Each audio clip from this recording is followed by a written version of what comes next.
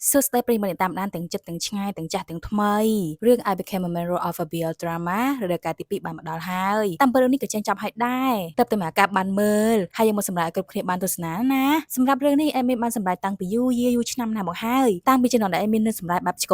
ងនៅអៀនអត់សូវហ៊ានលះដោយលើទេគឺជារឿងទី2ដែលអេមីនសម្រាប់នៅក្នុង Channel អ្នកដែលមិនទាន់មើលរដូវកាលទី1អាចត្រកមើលបានណាតាមមករំលឹកសាច់រឿងទីខ្លៃផ្លេចណោះអោយ៉ាណាងីហាជីម៉ែទទួលបានឱកាសថតរឿង BL គូជាមួយនឹង Akafuji Yojiro តារាសម្ដែងដែលកំពុងទទួលបានការគាំទ្រខ្លាំងក៏ប៉ុន្តែម្លងពេលដែលថត Akafuji តែងតែកិច្ចមុខមិនសូវហ៊ាននៅក្បែរទេគ្នាលងសែព្រោះគិតថាគេមិនចូលចិត្តដោយសារតែខ្លួនឯងគឺជាតារាអសល្បីអញ្ចឹងណាតែតាមពិតទៅ Akafuji គឺជា fan ផ្កាប់មុខរបស់ Hajime សោះ fan តាំងពីនៅរៀនហើយអ្នកទាំងពីរក៏ត្រូវមករស់នៅក្នុងផ្ទះជាមួយគ្នាទៀតដើម្បីឲ្យសម្ព័ន្ធភាពរបស់អ្នកទាំងពីរកាន់តែល្អកាន់តែចូលទូអីអញ្ចឹងហើយទីបំផុតអារម្មណ៍ចូលចិត្តក៏បានកកាត់ឡើងជាអារម្មណ៍ពិតមិនមែនជាតួអង្គដែលកំពុងតែសម្ដែងហើយចុងក្រោយក៏ដាច់ចិត្តសារភាពស្នេហ៍គ្នាទៅវិញទៅមកសម្រាប់រដូវកាលនេះដែរពួកគេក៏បានខ្លាចជាសង្សារនឹងគ្នា 100% ហើយតើវិធីស្នេហារវាងអ្នកទាំងពីរនឹងខ្លាចទៅជាយ៉ាងណានឹងត្រូវជួបឧបសគ្គស្នេហ៍បែបណាទៀតតោះមកតាមដានជាមួយគ្ន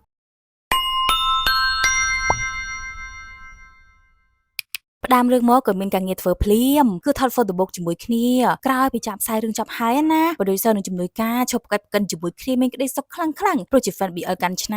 ំសរសើរពួកគេទាំងពីរមិនដាច់ពីមាត់មានក្តីសុខដូចបានឡើងឋានសួគ៌ពេលនោះ manager របស់ Hajime ដែលឈ្មោះថា Joji ដើរមកសំណេះសំណាលជាមួយទោះបីជារឿងរបស់ពួកគេបានចេញចប់ឡើងកន្លះឆ្នាំហើយនៅតែមានសន្ទុះគាំទ្រខ្លាំងរហូតមានឱកាសបានមកថត photoshoot ជាមួយគ្នាទៀតណាជំនួយការ producer ក៏បានបង្ហាញវីដេអូប្រម៉ូទរឿងឲ្យមើលពេលនេះមានអ្នកមើលឡើង9លាន view ហើយគឺថតល្បីខ្លាំងមែនទែន Yukari manager របស់ Akafuji ក៏ចូលមកសំណេះសំណាលជាមួយដែរទៅហើយនាំគ្នាឈប់មើលការថតបន្ត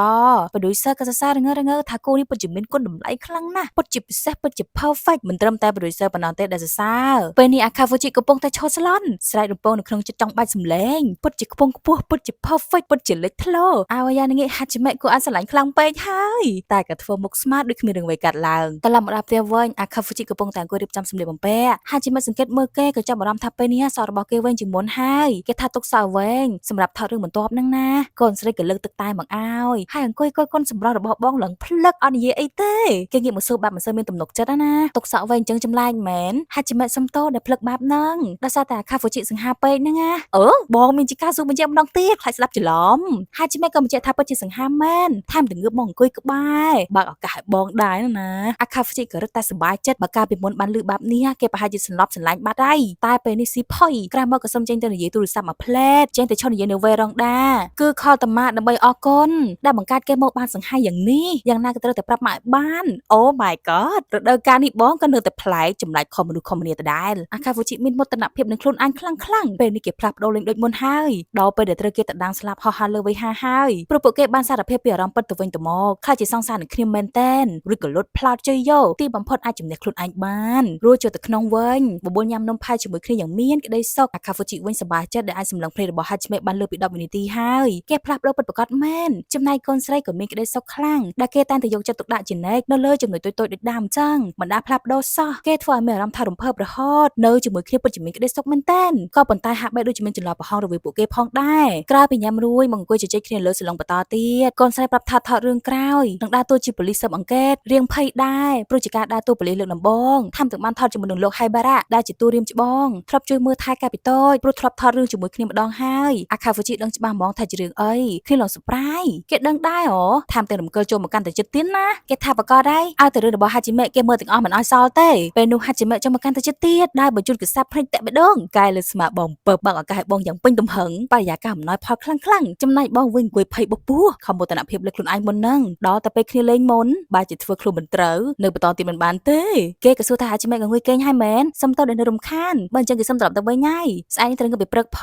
ងសវ៉ាចាប់កបោបដើរចេញទៅប្រូចគ្នាបដិសេធថាអត់ងុយទេតែគេក៏ដើរទៅវឹងតែមុននឹងចេញទៅផតងាកមកប្រាប់សិនថារឿងរបស់ពួកគេចាក់ផ្សាយនៅក្នុងប៉ុស្តិ៍តែមួយប្រហែលជាបានជួបគ្នាញឹកញាប់ណាគ្នាក៏បានត្រឹមតែតាមទៅគេចេញទៅផតក៏មានជាការសែតគេនៅតែដូចដើមមិនផ្លាស់ប្ដូរសោះតែយ៉ាងហោចណាស់កាលពីមុនពួកយើងបាននៅផ្ទះជាមួយគ្នាតែពេលនេះពួកយើងនៅបាយហើយតាំងពីថ្ងៃនោះក្រៅសារភាពចូលចិត្តគ្នាទៅវិញទៅមកហើយបានថាប់គ្នាយ៉ាងផ្អែមល្ហែមក៏គ្មានរឿងអ្វីកើតឡើងទៀតទេបើនៅតែបែបនេះទៀតពិតជាល្អមែនអ្នកណាមិនសែតបើលេងនៅចិត្តមិនបាន សោះនេះមើលតែខ្លាចឆក់ហើយក៏ស្លន់រត់កិច្ចចឹងរហូតក៏លេចមកគូ manager អ្នកទាំងពីរបាននាំគ្នាមកបាបន្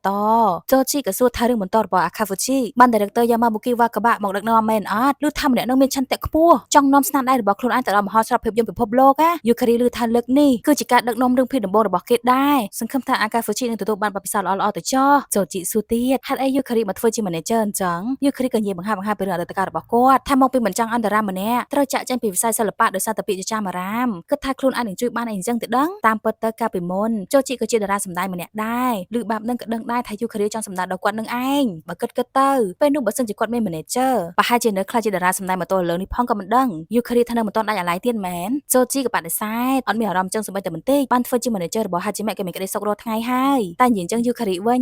ញក្រៅចាប់ពីកន្លែងនេះហើយនឹងធ្វើមិនបន្តទៀតទៅអេគឺចង់ទៅបន្តភាគជាមួយគ្នាទៀតនឹងណា Yukari ក៏មានជាការហត់ចិត្តតែក៏មិនបដិសេធប្រកាសបជាទេកាត់មកថ្ងៃថ្មី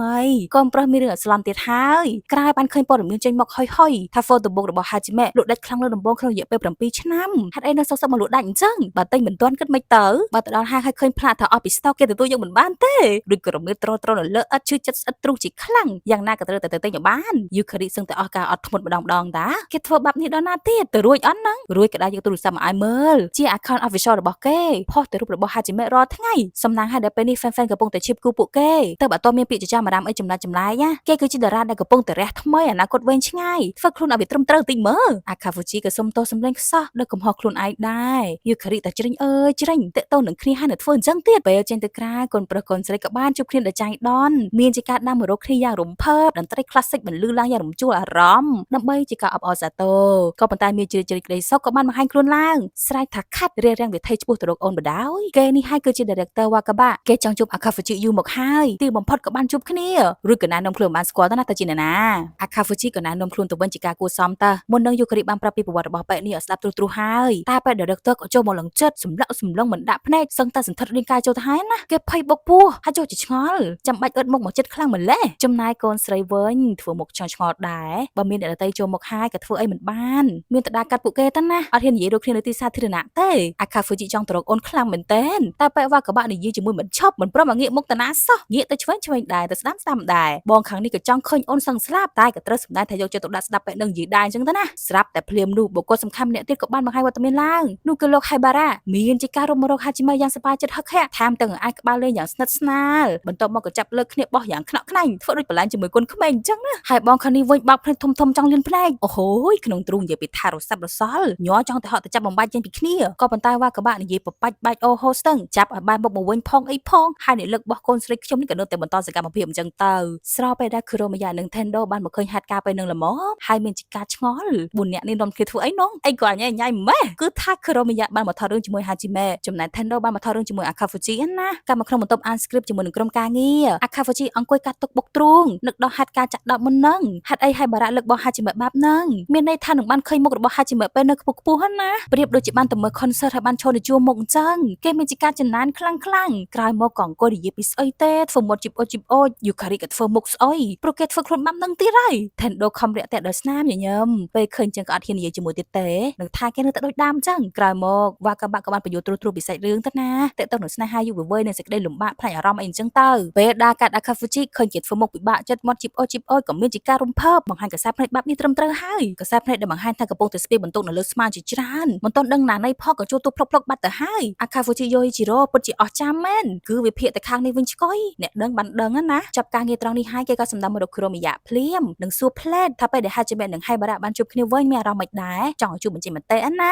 Kuromiya ក៏និយាយដោយចិត្តស្មោះលោក Haibara ពេលដែលបានមកជួបផ្ទាល់អញ្ចឹងពិតជាមានមុនស្នេហ៍ជាប់ចិត្តណានិយាយរួមទៅគ្មានអ្នកណាចង់ខ្លាចជាសត្រូវជាមួយគាត់ទេអ្នកស្ដាប់ខាងនេះឡងភ័យទៀតនិយាយមកដូចជាចង់បំបាក់កម្លាំងចិត្តគ្នាអញ្ចឹងគេនៅស្ងៀមទីមិនបានទេត្រូវតែនិយាយប្រាប់ Hajime តាមត្រង់គួរតែជូនផ្កាកុលាប99តងអត់ណោះ Kuromiya ថា99គឺជាលេខសំណាងអាក្រក់អន្តើគេបកាយភ្លាមលេខ99សំដៅដល់ស្នេហានិរន្តរ៍ហើយបំរុងនឹងទៅត្រៀមផ្កាកុលាប99តងមែនណា Kuromiya ក៏ទឿនមិនឲ្យធ្វើអញ្ចឹងមិនគិតថាវាហួសហេតុពេកទេតែបកគោស្នេហាលើសលប់ពេកប្រយ័ត្ន Hajime ទទួលយកមិនរួចគេឡើងស្លុតចិត្តជាខ្លាំងស្នេហារបស់គេវាធ្ងន់ពេកអញ្ចឹងសែតបដោយតែក៏សែតមិនបានយូរទេស្អែកឡើងទៅផ្ទះរបស់ Hajime ក៏ធ្វើម្ហូបឲ្យញ៉ាំពេលអូនសរសើរថាឆ្ងាញ់គេក៏លើកដៃសំពះអរគុណភ្លាមធូរទ្រូងដែលអូននៅតែដូចដើមអញ្ចឹងណា Akafuji ក៏តាក់ទើចង់សួរពីរឿងរបស់ Haibara ខ្លាំងមែនទែនតែចុងក្រោយក៏អត់ហ៊ានទៅដែរនិយាយទៅរឿងផ្សេងវិញទៅក្រោយមកបរិយាកាសក៏ស្ងប់ស្ងាត់ មួយសបកក្រោយមកបានកូនស្រីដែលចិត្តនិយាយឡើងស្អែកនេះជាថ្ងៃឈប់សម្រាករបស់គេមែនអត់បើសិនជាគេអូខេយប់នេះអាចគេនៅទីនេះបានណាគេក៏សប្បាយចិត្តញញឹមប្រព្រាយតែម្ដ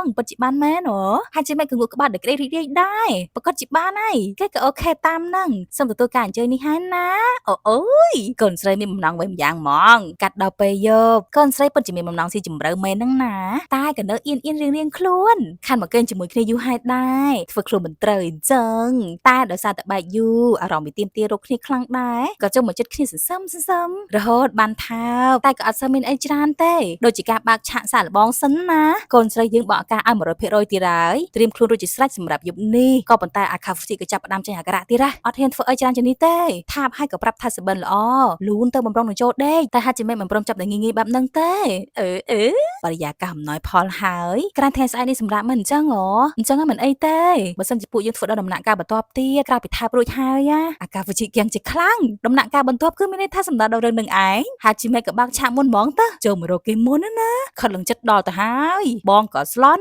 ់ដល់ថ្នាក់សម័យឃើញលោកយាយនៅលើឋានសួគ៌ទៀតលោកយាយកំពុងតែឈរញញឹមឲ្យពព្រាយហើយក៏ស្លប់ទៅដេកអេតេសូមអរគុណអូយតាំងពីរដូវកាលទី1បងក៏នៅតែមិនអាចយកឈ្នះដដែលនឹងមានតែផ្លាស់ប្ដូរស្អីគាត់កូនស្រីសេតទៀតគាត់ថាកំពុងតែធ្វើឲ្យគេខ្លាចហ្នឹងណាលុះព្រឹកឡើងជាភ្ញាក់ពីគេងសក់កត្រើងចេញមកក្រៅឃើញហាជីម៉េកំពុងតែអង្គុយចាំស្រាប់ហើយក៏រអាក់រអួលប្រងនិយាយដល់រឿងការពីយប់តែហាជីម៉េនិយាយកាត់ទៅរឿងផ្សេងមិនចង់រំលឹកទៀតទេខ្លាចគេមិនពេញចិត្តហើយក៏យកនំប៉័ងមកឲ្យគេញ៉ាំទៅតែចេញទៅទិញមិញហ្នឹងនៅក្តាក់ក្តានៅឡើយហើយក៏ដាក់ទៅរៀមកាហ្វេឲ្យទៀតដើម្បីកិច្ចមកបងក៏ចាក់បដ ாய் តាមអត់រំលឹកពីរឿងនឹងទៀតទេតែពេលមកធ្វើការក៏នៅមិនអស់ចិត្តអង្គុយសិញ្ចឹងគិតដល់ហេតុការយប់នោះព្រមទាំងសមាសម័យបន្តថាគេក្លាហានហ៊ានបន្តទៅមួយដំណាក់កាលទៀតប្រលេះលេវអាមួយអត់ភ័យអត់ស្លន់អីទេតែពេលដែលលុតអាវខ្វាក់មានជាការយកប្រទេសសិនសើមកបាំងឲ្យទៀតអត់ហ៊ានសមាសម័យដល់កម្រិតហ្នឹងទេគេធ្វើចិត្តមិនបានសំបីតែសមាសម័យក៏មិនអាចធ្វើទៅរួចដែរអោជីវិតពិបាកអើយពិបាកកន្លងមកហាជីម៉េប្រហែលជាគិតថាគេគឺជាមនុស្សដែលមានបទពិសោធន៍ស្នេហាច្រើនហើយមើលទៅតែជាក់ស្ដែងមានសង្សារទៅតងគ្នាម្ដង5នាទីក៏បែកគ្នាបាត់ចំណែកហាជីម៉េវិញធ្លាប់មានសង្សារហើយប្រហែលជាមានបទពិសោធន៍ស្នេហាច្រើនជាងណាគេគួរតែធ្វើមិនទៅណរួចក៏ដេករមៀលទៅរមៀលមកទួយសោកនឹងជីវិតយូការីត្រមមិនបានក៏ដាំមកជន់ប៉ក់ទៅត្រៀមខ្លួនបានហើយដាំម៉ោងហើយណាគេក៏បាតមួយម៉ាត់ខ្លាច manager មែនតើខណៈដែលហាជីម៉េក៏កំពុងតែដេករមៀលនៅផ្ទះដូចគ្នាពិបាកចិត្តចង់ប្រាប់ពីអារម្មណ៍ប៉ែតថាចង់ស្និទ្ធស្នាលនឹងគ្នាខ្លាំងជាងនេះទៀតណាតែមិនដឹងនិយាយប្រាប់របៀបណាបានសមខ្លាចថាបងភ័យរត់គេចទៀតចឹងណា manager ចូលមកក្នុងលំមថាយកតារាងការងារសម្រាប់ខែក្រោយមកឲ្យតែពេលឃើញគ្នារមៀលទៅរមៀលមកដូចមានរឿងពិបាកចិត្តក៏ទៅដេករមៀលជាមួយដែរអត់បានសួរដេញដោលអីទេចំណែកអាខាហ្វជីក្រោយចេញពីធ្វើការវិញបានមកសោណាជាមួយនឹងគ្រូមីយ៉ាព្រមទាំងនិយាយប្រាប់ទ្រូឲ្យបានដឹងដែរគេលំភៀកផ្អើលខ្លាំងមែនតើព្រោះតែមិនធ្លាប់មានបទពិសោធន៍ពីមុនសោះទៅមិនហ៊ានស្និទ្ធស្នាលនឹងហាជីម៉េអញ្ចឹងហ៎គុំប្រាប់ប្រកាយភ្លាមមិនមែនអត់មានសោះទេគ្រាន់តែមិនសូវមានច្រើនប៉ុណ្្នឹងឯងគ្រូមីយ៉ាក៏ឲ្យញាប់ដៃញាប់ជើងតិចទៅប្រយ័ត្នតែហេបារ៉ាទៅដាំទៅបាត់ណាព្រោះនៅកន្លែងថតហេបារ៉ានិងហាជីម៉េតែងតែនៅជាមួយគ្នារហូតគេគ្មានឱកាសបាននិយាយជាមួយសម្បីតែបន្តិចអាខាហ្វជីថាគេក៏ចង់និយាយត្រង់ៗជាមួយហាជីម៉េដែរឥឡូវសម្រាប់ចិត្តហើយចាប់ពីពេលនេះតទៅគេនឹងតែងតាំងគ្រូមីយ៉ាធ្វើជា monitor ឲ្យគេមិនថាហាជីម៉េធ្វើអីពេលនៅកន្លែងថតត្រូវតែរាយការណ៍ប្រាប់គេមកទាំងអស់គ្រូមីយ៉ាមានជាការអត់យល់ហេតុអីគេត្រូវធ្វើតាមអត់ចង់លូកដៃចូលជាមួយទេអាខាហ្វជីគំរាមថាបើសិនជាថ្ងៃណាមួយពួកយើងបានថតរឿងជាមួយគ្នាពេលមានមនុស្សស្រីមករវីរវល់គេអត់ជួយទេណាគ្រូមីយ៉ាអស់វាចាបដោយលែងយកចំណុចខ្សោយមកគំរាមអញ្ចឹងបដិសេធបានទៀតនៅចាំបានទេការពីរដូវកាលទី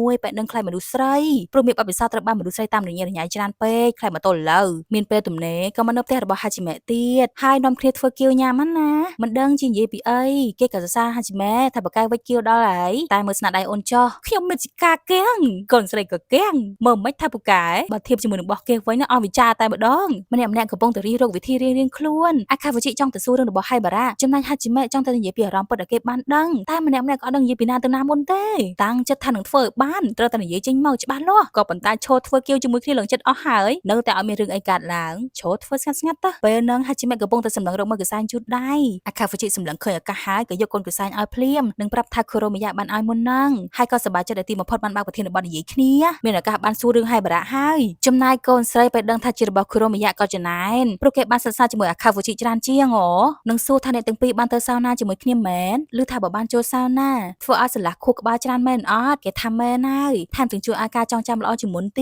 ៀតអូនក៏សរសើរគេពិតជាពូកែមែនតែនធ្វើគ្រប់យ៉ាងដើម្បីការងារណាពិតជាគួរឲ្យស្ញាច់សរសើរអាខាហ្វូជីអន្តះសាបដោយយូរទៅដូចជាបាច់អូហូស្ទឹងវិញឆ្ងាយនេះចូលប្រធានបទមិនទៅទោះបីជាហាជីម៉េសរសើរតែគេគួរឲ្យស្ញាច់សរសើរអញ្ចឹងតែគេមិនសប្បាយចិត្តទេព្រោះគេមិនស័ក្តិសមឲ្យហាជីម៉េសរសើរឡើយគេជាមនុស្សមិនល្អគ្មានបទពិសោធន៍ស្នេហាតែក៏ធ្វើខ្លួនដូចជាមានបទពិសោធន៍ច្រើនចុះឡើងផ្លេចខ្លួនក៏ធ្វើ គៀវឡើងធំប៉ុណ្ណាណីនឹងថាទុកកង្វល់ក្នុងចិត្តរបស់គេវាធំចឹងឯងកាត់មកកន្លែងថតអាកាហ្វូជីក៏អង្គុយអាន script ហើយចូលទូខ្លាំងទប់អារម្មណ៍ខូចចិត្តអត់ជាប់ Tender មកឃើញក៏រាក់តាក់តាមការគួរនឹងថាគេនៅតែដូចដើមណោះអាកាហ្វូជីក៏ហុច script មកឲ្យមើលដែរជាឆាកដែលតួអង្គមិនអាចសារភាពពីអារម្មណ៍ពិតទៅឲ្យភាគីម្ខាងទៀតបានដឹង Tender មិនគិតថាវាកំសត់ខ្លាំងទេអូហើយមានវិធីណាដែលល្អទេអីនាងក៏ដឹងដែរថាសាច់រឿងនេះវាត្រូវនឹងរឿងស្នេហារបស់ពួកគេក៏និយាយឡើងចំថាវាពិបាកណាស់មែនគ្រាន់តែបង្ហាញពីអារម្មណ៍ពិតចេញមកគេថាខ្លាចធ្វើឲ្យភាគីម្ខាងទៀតអស់សង្ឃឹមហ្នឹងនាងថាអ្នកដែលជាសង្សារនឹងគ្នាមានចំណុចមិនល្អខ្លះខ្វះខាតខ្លះក៏គួរឲ្យស្រឡាញ់សឹងអីមិនគិតអញ្ចឹងទេអូបើនៅស្ងៀមមិននិយាយអីសោះមិនគិតថាវារឹតតែអាក្រក់ទេអូអាខាវជីកាំងបន្តិចដ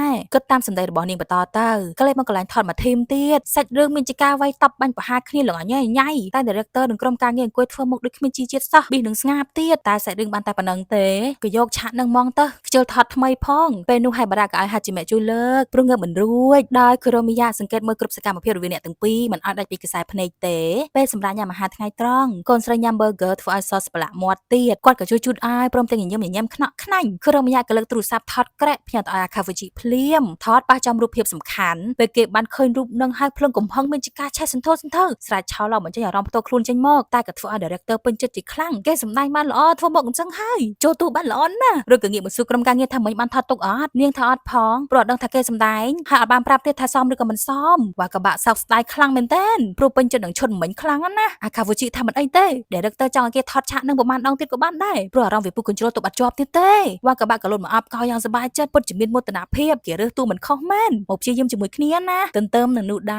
រហើយចាំមិនកំពុងតែឈរមើលរូបដែលវ៉ាក៏បាក់ទៅតែផុសថ្មីថតជាមួយនឹងអាខាវជីព្រមទាំងដាក់ caption នាំភ្លើងសិតតែថាគេនឹងមិនព្រមដោះលែងអាខាវជីទៅណាជាដាច់ខាតនឹងពុះពីភាពលំបាកទៅជាមួយគ្នាដើម្បីភាពជោគជ័យអីហោះហើយទៅកូនស្រីសេតជាខ្លាំងនឹងចំណែនទៀតហើយហេតុអីពួកគេនៅក្បែរគ្នាយ៉ាងនេះខ្លួនវិញគ្មានឱកាសបាននៅក្បែរដំឡឹងទេគ្រូម្យ៉ាចូលមកក្នុងដែរទៅមានឱកាសបានរាក់ទាក់គ្នាណាហាជីមេថាពួកគេថតរឿងតែមួយតែដូចជាខាន់ជួបគ្នាយូរហើយអញ្ចឹងគ្រូម្យ៉ាថាហាជីមេមិនដែលមកនិយាយជាមួយគេផងនៅជាមួយលោកហៃបារ៉ាតែរហូតគ្នាសាកកើតមើលទៅគឺពិតជាអញ្ចឹងមែនណាគ្រប់ពេលដែលទំនេរឬពេលដែលសម្រាកក៏នៅជាមួយគាត់តែរហូតគេសុំសួរដូចឆោតរវាងហាជីមេនិងហៃបារ៉ាវាយ៉ាងម៉េចអត់ប្រកាសបើគ្រាន់តែជារឿងច្បងដែលធ្លាប់សម្ដែងរឿងជាមួយគ្នាកាលពីតូចស្និទ្ធស្នាលបែបហ្នឹងដូចជាហួសហេតុពេកហើយកូនស្រីថាលោកហៃបារ៉ាតែអញ្ចឹងតាំងពីសម័យនោះមកហើយប្រហែលគាត់នៅតែសម្លឹងមកខ្លួនតែដូចជាកូនក្មេងដូចកាលពីមុនទៅដឹងគ្រូម្យ៉ានៅតែមិនទុកចិត្តមានតែហាជីមេដែលគិតបែបហ្នឹងតែម្ខាងទៅដឹងនេះតែនិយាយអញ្ចឹងរវាងហាជីមេនិងខាវជីយ៉ាងម៉េចហើយនៅតែភាសាអត់កូនស្រីមិនដឹងជាអធិប្បាយអារម្មណ៍ពេលហ្នឹងយ៉ាងម៉េចទេលក្ខណៈថារអាក់រអួលដែរវាអធិប្បាយមិនត្រូវគេស្លុតចិត្តជាខ្លាំង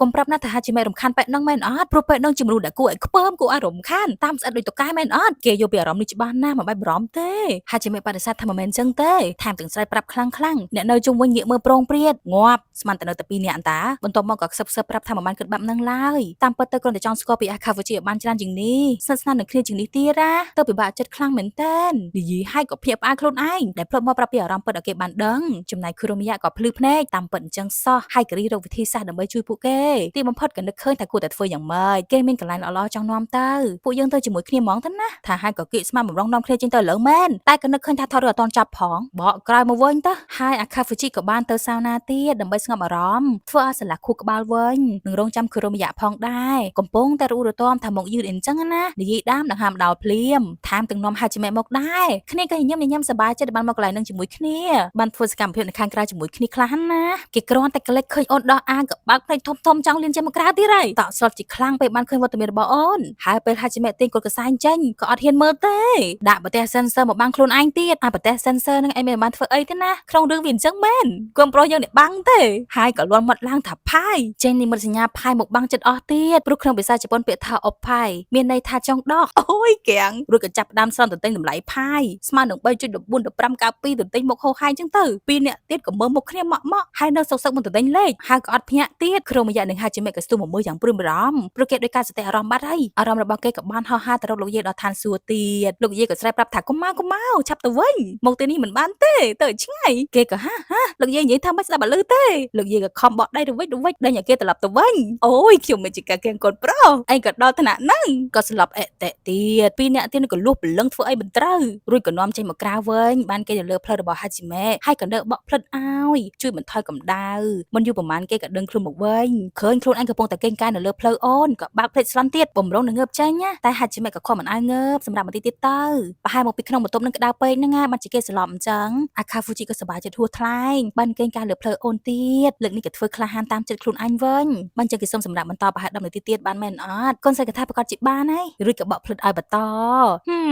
ឱកាសមានមកកណោរវល់តែភ័យរវល់តែស្លន់គិតទៅដល់ឋានសួគ៌លេចមកទៅរកយាយរហូតចំណែកហើយបារៈវិញបានទិញ photo របស់អាខាហ្វូជីនិងហាជីម៉ែមកមើលមានតែរូបភាពស្និទ្ធស្នាលថែមទាំងអប់គ្នាល្មួតឃើញហើយក្តៅដូចបាយពុះទទួលយកមិនបាននឹងអភ័យទោសឲ្យបែបនឹងមិនបានជាដាច់ខាតខឹងលងញាក់សាច់ធូតរួចក៏ចាប់ឲ្យរូបចោលខ្វាកមិនអស់ចិត្តក៏តបាក់កឹបបន្ថែមទៀតតែក៏ត្រូវស្លុតចិត្តជាខ្លាំងព្រោះតបាក់ចំរូបហាជីម៉ែហើយឆ្លេកឆ្លាផ្គុំរូបឡើងវិញឲ្យស្វាញ់នឹងរត់តែគុំកូនអាខាហ្វូជីខ្លាំងលើកដើមទៀតនិយាយពីថាមករឿងនេះអត់មានអ្នកណាប្រកក្តីមួយចម្លែកឲ្យគ្រប់តួនិយាយមែនភាគទី1ទី2ក៏បានបញ្ចប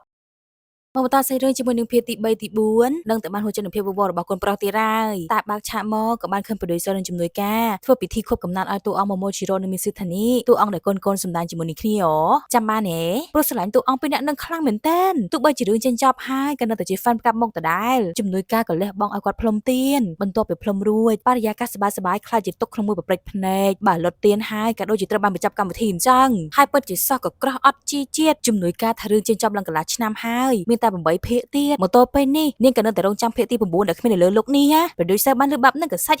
់ដូចមានរឿងវិញយ៉ាងជំនួយការមានជាការសង្ស័យសាច់បាប់នឹងមានន័យថាម៉េចរួចគាត់ក៏យក plan មកបង្ហាញតាមពិតទៅគាត់បានរៀបចំ plan សេចក្តីរដូវកាលទី2រួចហើយកំពុងតែគិតថានាយកទស្សនាថ្នាក់លើហើយអ្នកទាំងពីរក៏ប្រកែកប្រកិនជាមួយគ្នាទៀតចេះរកគ្នាឃើញណាត្រូវដងត្រូវផ្លែគ្នាល្អមែនតើរួចក៏សំប៉ារ៉ូជាមួយគ្នាលេង producer ដើរតួជា Momochiro គឺកូនប្រុសហើយជំនួយការដើរតួមានសិទ្ធិនេះជាកូនស្រីកូនប្រុសនិយាយបាបកាងមកថាយ៉ាងម៉េចសប្បាយចិត្តមែនដែលបានមកនៅផ្ទះជាមួយគេកូនស្រីក៏តបមកបែបឆ្នះឆ្នើមអាមនុស្សឈួតអ្នកណាសប្បាយចិត្តងាប់ណាងាប់ទៅហើយខណៈនោះដែរកូនប្រុសកូនស្រីគឺពិតជាបាននៅជាមួយគ្នាមែនអាខាហ្វូជីនិងហាជីម៉ែពិតជាសប្បាយចិត្តដែលពួកគេបានជប់សម្រាប់ក្នុងថ្ងៃតែមួយបែបនេះនៅសុកសុកគេក៏លើកដៃសំពះគ្នាមិនជាការងើបដែរហើយគេសំពះធ្វើអីគេថាចង់អរគុណវត្ថុស័ក្តិសិទ្ធិហ្នឹងពុទ្ធោតើកូនប្រុសចម្លែកដល់ណាទៀតហើយគ្នាឃើញបងសំពះក៏សំពះតាមម៉ង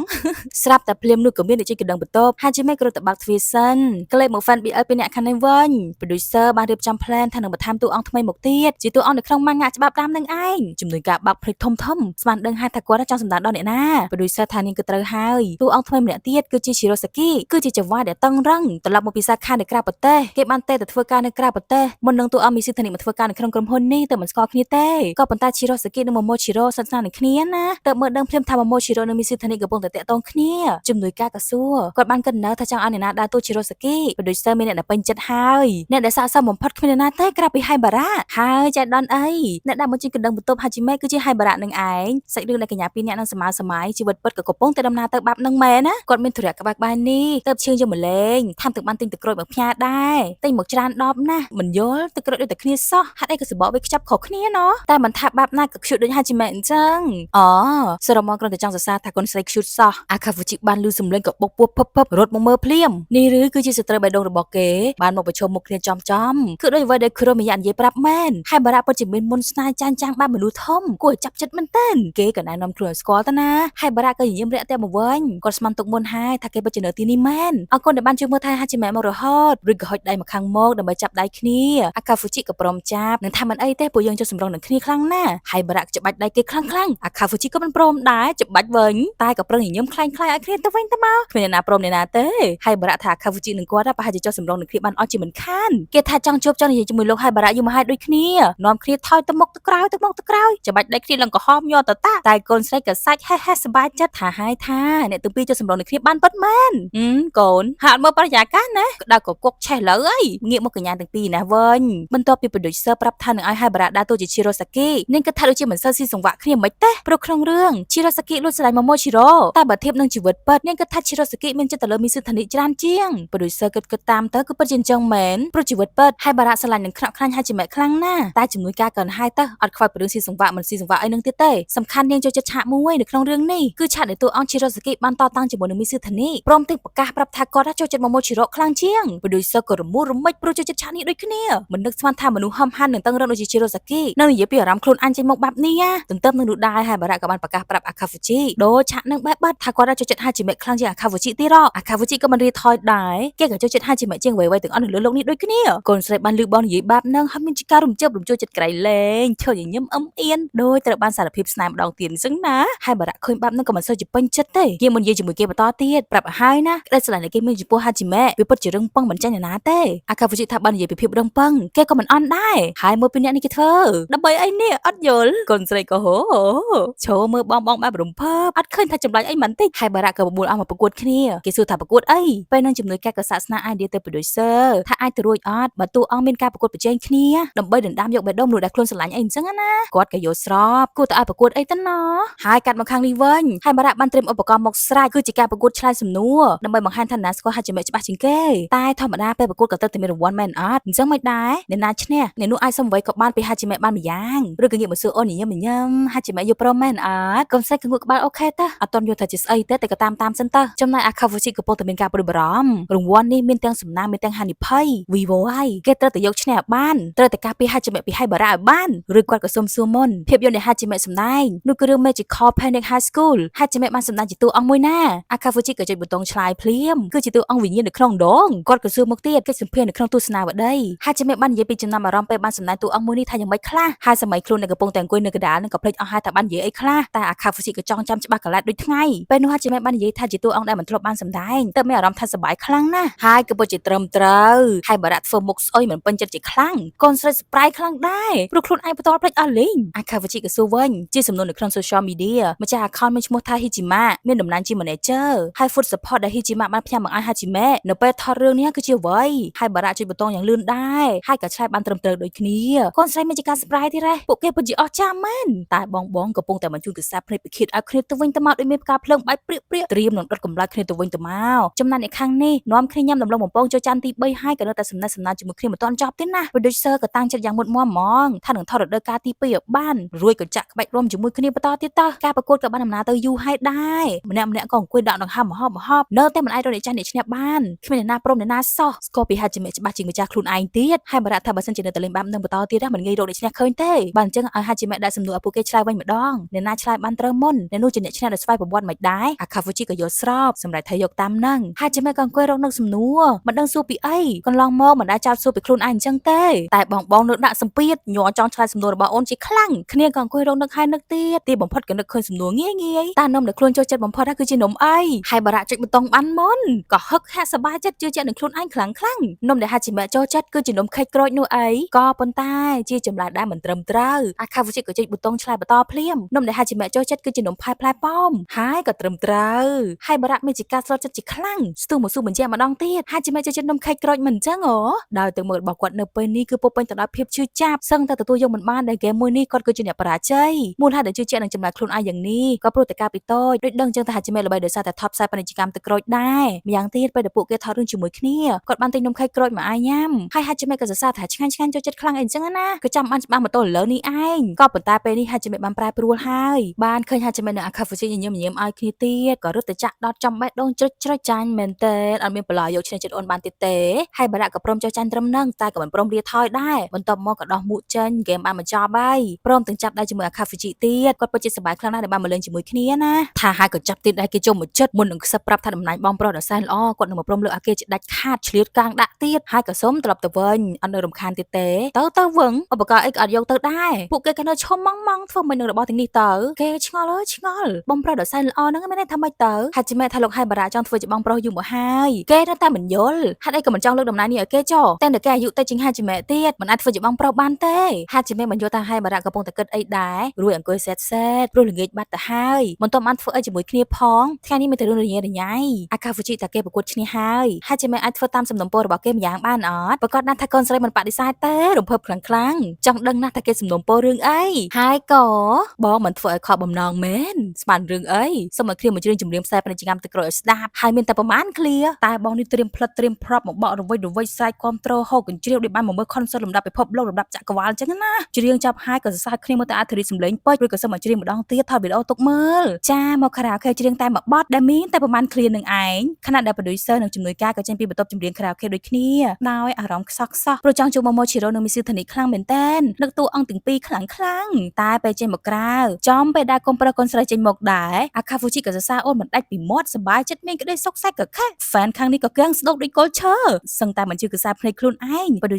ថាមកពីគាត់ចង់ថតរដូវកាលទេពីខ្លះរហូតស្វាងភ្នែកទៅដឹងជំនួយការធ្វើមានអារម្មណ៍ចឹងដែរតែមើលទៅពួកគេទាំងពីរដូចជាមានក្តីសុខដល់ហើយរួចក៏នាំគ្នាដាក់ទៅផ្លូវមួយទៀតអត់ហ៊ានដាក់ទៅតាមផ្លូវនឹងទេខ្លាចថាជារឿងមែនតែនបើមិនចឹងទាំងបេះដូងស្លាប់កាត់មកថ្ងៃថ្មីនៅក្រុមហ៊ុនយូគ្រីចែដំបានមកឃើញចូលជីកំពុងតែឈរជជែកគ្នាជាមួយនឹងហៃបារ៉ាយ៉ាងស្និទ្ធស្នាលខ្លាំងមែនតែនអេដូចមានអាការៈប្រច័ណ្ឌរងចាំពួកគេនិយាយគ្នារួចហើយបានដាក់កាត់នឹងចូលជីក៏រមរោយ៉ាងសប្បាយចិត្តសម្ដៅចង់មកអោបទេណាតែយូគ្រីក៏លេងខ្លួនមិនឲ្យមកអោបជាដាច់ខាតឬក៏សួរថាលោកហៃបារ៉ាចូលមកនិយាយជាមួយមុនមែនចូលជីក៏អេនិយាយបែបហ្នឹងប្រច័ណ្ឌគាត់មែនយូគ្រីបដិសេធដាច់ផឹងក៏មកនិយាយអីទៅផ្ដាស់គេទៅប្រច័ណ្ឌគាត់ធ្វើអីគាត់ក៏បបួលតែផឹកនៅបារជាមួយគ្នាទៀតអូនក៏បដិសេធមិនទៅតែចុងក្រោយក៏មកទៅដែរព្រមទាំងឆ្លៀតឱកាសសួរថាគាត់នឹងហៃបារ៉ាស្គាល់គ្នាមែនចូលជីថាស្គាល់តាំងពីនៅជាតារាមកម្ល៉េះក្រោយបញ្ចុះបបតវហេតុហៃបារ៉ានេះហាក់ដែលមកដើរតួជំនួសគាត់វិញយូគ្រីមិនយល់ការនោះចាំបាច់ចេញពីវិស័យសិល្បៈធ្វើអីគាត់ថាតារាមុខមាត់នោះគឺជាចំណុចដែលមានតម្លៃបំផុតតែមុខរបស់គាត់មានស្នាមហើយនឹងគ្នាក៏មិនអស់ចិត្តពេលដែលគាត់ដកខ្លួនចេញគ្មានអ្នកណាហាមខ្លះទេអីចូលជីថាគ្មានអ្នកហាមទេម្ចាស់ក្រុមហ៊ុនគ្រាន់តែនិយាយថាពេលនេះគឺជាពេលវេលាដែលត្រូវប្រមូលលុយកាក់ត្រូវតែរកដំណោះស្រាយឲ្យបានលឿនបំផុតប៉ុណ្្នឹងឯង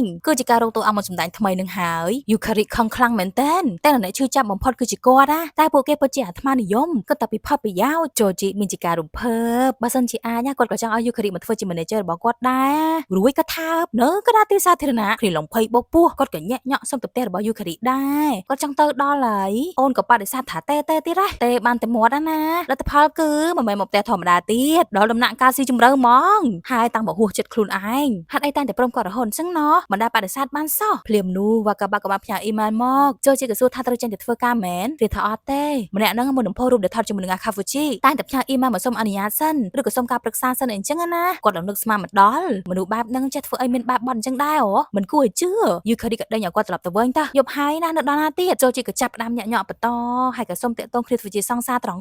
់ព្រោះគាត់ពិតជាចូលចិត្តយូគ្រីមែនគាត់ពិតជាមែនណាតែយូគ្រីមិនជឿបដិសេធទៀតហើយក៏ធាក់មកជើងដេញឲ្យទៅផ្ទះគាត់ឡើងមានជាការអន់ចិត្តយូគ្រីចិត្តអាក្រក់តែក៏ព្រមទៅណាអត់ហ៊ានប្រកាយទេខ្លាចត្រូវមកជើងទៀតក្រោយចេញទៅផុតយូគ្រីក៏នៅអង្គុយកាតតុកនឹងថាទោះជាយ៉ាងណាក៏មិនអាចតាក់ទងជាមួយចូលជីបានឡើយយ៉ាងណាក៏មិនអាចទៅរួចដែរតែបាក់ទូខ្វាក់អូ my god ទាំងផ្លិតទាំង banner ទាំង poster និងទស្សនាវដ្តីរបស់ចូលជីការបណ្ដោជាតារាសម្ដែងបានទៅយកមកទុកឡើងពេញទូតាមពិតគឺជា fan កាប់មុខរបស់គាត់សោះអូហូ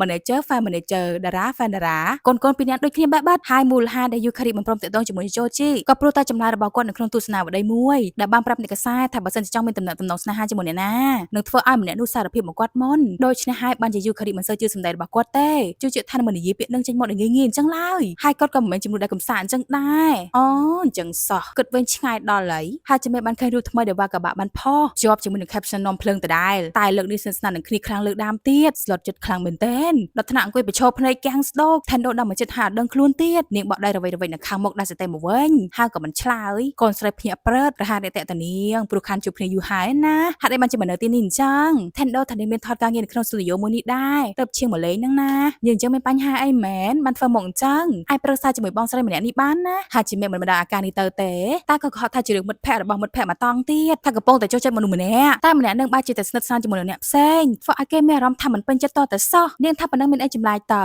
ហាក់ជាមិនក៏តមកភ្លាមថាវាចម្លែកព្រោះតែនេះគឺជាលើកដំបូងហើយដែលមានអារម្មណ៍បែបនេះការពិតតជាមួយសង្សារមុនហ្នឹងមិនដែរអញ្ចឹងទេគឺថាជារឿងមិត្តភក្តិរបស់មិត្តភក្តិទេណាកុំយកច្រឡំណាថេនដូលង្កាំងចាញ់អាការៈច្បាស់ដល់ម្លឹងហើយនៅក៏ហត់ថាជារឿងរបស់អ្នកដទៃទៀតនាងក៏ចាប់បដ ாய் តាមទៅមកពីចូលចិត្តខ្លាំងទៅមិនសូវពេញចិត្តខ្លាំងមិនអញ្ចឹងហ៎មិនពេញចិត្តតតែសោះតែក៏ចូលចិត្តខ្លាំងការឡើងជារឿយៗអញ្ចឹងណាហាក់ជាមិនក៏ធ្វើមុខឆ្ងល់ដូចជាយល់អ្វីដែលនាងចង់សម្ដៅដល់តែក៏ដូចជាមិនយល់ច្បាស់ដែរថេនដូក៏បយោមកទៀតមនុស្សយើងវាមិនចម្លែកទេបើសិនជាមានចិត្តចង្អៀតចង្អល់ខ្លះមិនពេញចិត្តខ្លះអីអញ្ចឹងតែវាមិនងាយទេដែលមនុស្សធ្វើឲ្យយើងមានអារម្មណ៍ថារសាប់រសល់អញ្ចឹងបានណាមានន័យថាជាមនុស្សដែលពិសេសខ្លាំងហើយបើគិតទៅមិត្តភក្តិរបស់មិត្តភក្តិហាជីម៉ែពិតជាគួរឲ្យចំណែនដែលបានទៅជួបមនុស្សម្នាក់នោះកូនស្រីស្ដាប់ហើយក៏ក្តុកក្តួលរំជួលចិត្តទន្ទឹមនឹងនោះដែរអាខាហ្វស៊ីកំពុងតែអង្គុយមើលវីដេអូដែលអូនច្រៀងថ្ងៃមុនយ៉ាងមានក្តីសុខមើលជ្រុងណាក៏ cute មើលលឹកណាក៏គួរឲ្យស្រឡាញ់ជីវិត happy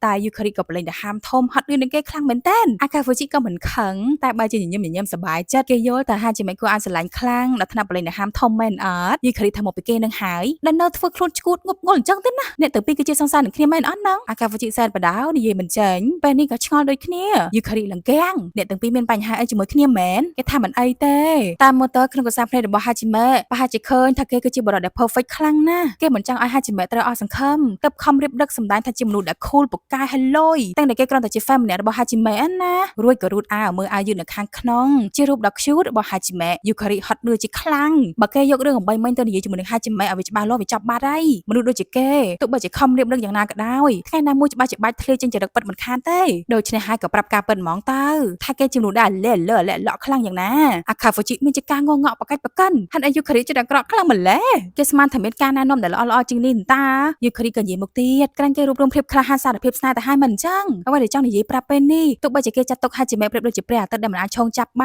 ានតែគេត្រូវដឹងថាជួនកាលហាជីមេគ្រាន់តែជាមនុស្សធម្មតាបំផុតលើសពីការស្មានរបស់គេក៏ថាបានដែរវាមិនចម្លែកទេបើសិនជាគេសម្លឹងឃើញហាជីមេជាវត្ថុមានតម្លៃខ្លាំងរហូតមិនហ៊ានប៉ែអញ្ចឹងណានិយាយហើយក៏កៀងបន្តិចដែរព្រោះចូលរឿងរបស់ខ្លួនឯងពេលខ្លះយុខរីក៏គិតអញ្ចឹងចំពោះចូលជីដូចគ្នាក្រោយមកកូនប្រុសកូនស្រីក៏ចែកអមបានជួបគ្នានៅខាងក្រៅទៀតបញ្ជូនស្នាមញញឹមឲ្យគ្នាទៅវិញទៅមកយ៉ាងសប្បាយចិត្តដើរទៅរកគ្នាឈឹបឱកាសពិសេសបានមកដល់ទៀតហើយក៏ប៉ុន្តែមាជាជ្រែកក៏បង្ហាញខ្លួនទៀតចំប្លង់ទៅដែរដោយការពីមុនបេះបិទว่าក៏បាក់ចង់ពិភាក្សាសាច់រឿងជាមួយនឹងអាកាហ្វូជីបន្តិចគេក៏អឺតាមទៅតែភ្នែកក៏សម្លឹងទៅកាន់អូនឡើងស្វាញ់ចំណែកហាជីមេវិញក៏ដើរកាត់ពួកគេទៅទៀតព្រមទាំងព្យាយាមខំមាត់សង្កត់ចិត្តកុំឲ្យផ្ទុះអារម្មណ៍ចេញមកត្រូវតែចាំថាមិនពេញចិត្តក៏ព្រោះតែចូលចិត្តអាកាហ្វូជីខ្លាំងត្រូវតែអត់ធ្មត់ក៏ប៉ុន្តែលើកនេះអាកាហ្វូជីមិនបណ្ដាលឲ្យហាជីមេដើរហួសទៅទៀតទេគេស្រែកប្រាប់ឲ្យឈប់សិនមុននឹងរត់ត្រុកមករកអូនព្រមទាំងប្រាប់ថាថ្ងៃនេះពួកយើងត្រឡប់ទៅផ្ទះវិញជាមួយគ្នាណាកូនស្រីយកព្រមភ្លាមសប្បាយចិត្តជាពន់ពេកអូយកម្រមាន moment បែបហ្នឹងណាว่าក៏បាក់ឈប់មើលហាត់ការពេលនឹងដល់ការមិនពេញចិត្តដែរនឹងណាសង្ស័យថារវាងពីរនាក់នឹងច្បាស់ជាមានអ្វីម្យ៉ាងហ្មងកាត់មកពេលល្ង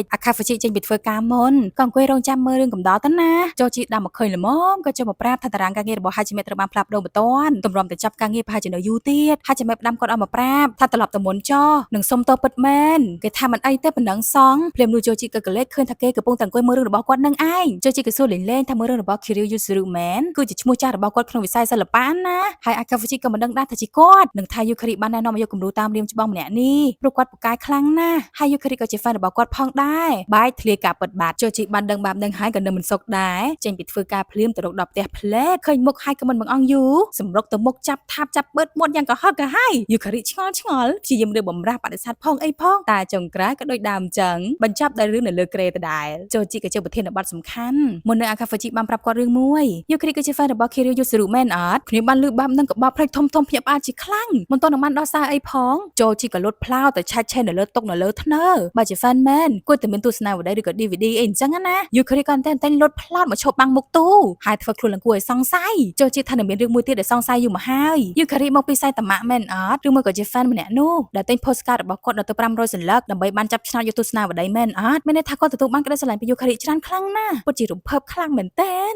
ហើយក៏ចាប់អាប់រត់សប្បាយចិត្តជាខ្លាំងក៏ប៉ុន្តែយូខារីក៏នៅតែធ្វើរឹកមិនព្រមទទួលស្គាល់ការពិតបដិសេធដាច់ផឹងទៀតមិនដឹងធ្វើមិនក៏ស្ទុះមកយកខ្លាយយកសម្លៀកបំពាក់មកគប់ដាក់គាត់ប្រឡាប់គប់អស់ហើយក៏បញ្ចេញកញ្ញាំខ្ញុំមុខគាត់ខ្វាយកាចមែនស្អែកឡើងហើយជាមិនឃើញគាត់បិទបង់លើថ្ពាល់ក៏ឆ្ងល់ថាទៅត្រូវនឹងអីមែនជាញញឹមអត់មានអីទេគ្រាន់តែធ្វើប្រហែសតិចតួចហ្នឹងណាហើយជាមិនក៏ព្រួយបារម្ភសម្រាប់ខ្លះទៅកុំសូវធ្វើការច្រើនពេកគាត់ក៏សួរវិញចុះហើយជាមិនអូខេអត់បើសិនជាចង់ដេករំលាយលេងដូចថ្ងៃមុនទៀតក៏ធ្វើបានណាចាំគាត់ធ្វើកំដរដែរកូនស្រីអស់សំណើចនឹងសប្បាយចិត្តខ្លាំងមែនតើដែលមានគាត់ជា manager ចុះជាថាសប្បាយចិត្តដូចគ្នាដែលបានធ្វើជា manager របស់ហាជីមេក្លែកមកយូខារីម្ដងว่าក៏បានហៅមកពិភាក្សាជាមួយព្រោះចង់ឲ្យអាខាហ្វូជីទៅថតនៅអ៊ីស៊ូបាសារីសារងតារាងការងារខ្លះក៏អាចទៅបានគ្មានបញ្ហាអីទេយូខារីក៏ឆ្ងល់មិននៅសុកឲ្យទៅថតនៅអ៊ីស៊ូអញ្ចឹងគេថារកពេលដែលបាននៅជាមួយអាខាហ្វូជីសាច់រឿងថ្មីវាតែងតែផុសឡើងនៅក្នុងខួរក្បាលរហូតដែលយើងមិនទាន់ផុតមាត់ផងឲ្យលើកក៏ផុសមកបាត់ហើយក៏មានជាការស្រាយឆោឡោគប់មុខគប់អីទៀតអារម្មណ៍វាពុះកញ្ជ្រោះខ្លាំងយូខារីក៏អរគុណដែលគេពេញចិត្តនឹងអាខាហ្វូជីដល់ថ្នាក់ហ្នឹងណាว่าក៏ប្រាប់មកទៀតដោយសារតែចង់ជំរុញអាខាហ្វូជីឲ្យដល់ព្រំដែនសមត្ថភាពពិតប្រាកដទើបចង់ឲ្យអាខាហ្វូជីទៅអ៊ីស៊ូតាមម្នាក់ឯងបានអត់យូខារីក៏អូខេគ្មានបញ្ហាអីទេគេក៏ធូរទ្រូងដែលបានលើបែបនេះព្រោះគេនឹងគ្មានថ្ងៃដល់លេងអាខាហ្វូជីតាណាទៀតទេគ្នានឹងតក់ស្លុតដល់ពេលអញ្ចឹងទៅដូច